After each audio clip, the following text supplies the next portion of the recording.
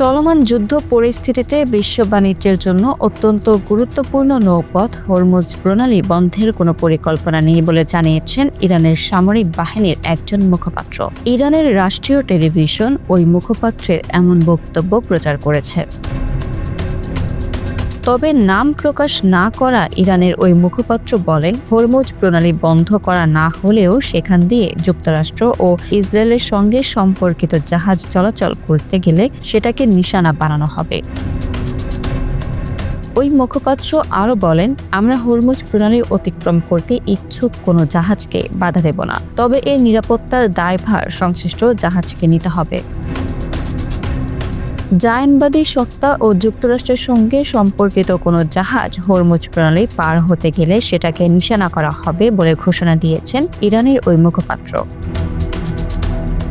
আল জাজিরার তথ্য অনুযায়ী জ্বালানি তেল পরিবহনের জন্য বিশ্বের সবচেয়ে গুরুত্বপূর্ণ হরমুজ প্রণালী 39 কিলোমিটার দীর্ঘ।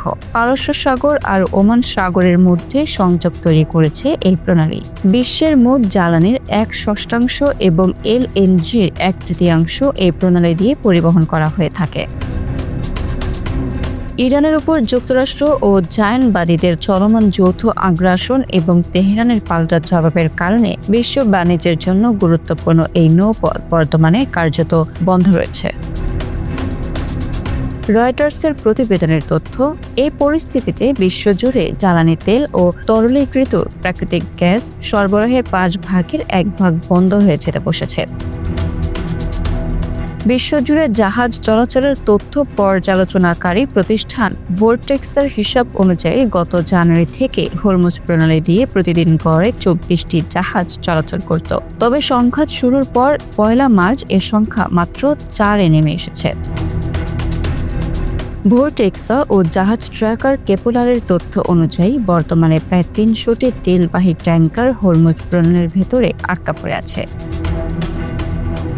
গত সপ্তাহের শুরুর দিকে ইরান সরকার জানিয়েছিল, যুক্তরাষ্ট্র, ইসরায়েল ও ইউরোপীয় দেশ বা তাদের মিত্রদের কোনো জাহাজকে হরমুজ প্রণালী দিয়ে চলাচল করতে দেওয়া হবে না। তবে ওই বিবৃতিতে চীনের ব্যাপারে কিছু উল্লেখ করা হয়নি। এখন নতুন করে ইরানের পক্ষ থেকে যুক্তরাষ্ট্র ও ইসরায়েলের জাহাজকে সতর্ক করে দেওয়া হয়েছে।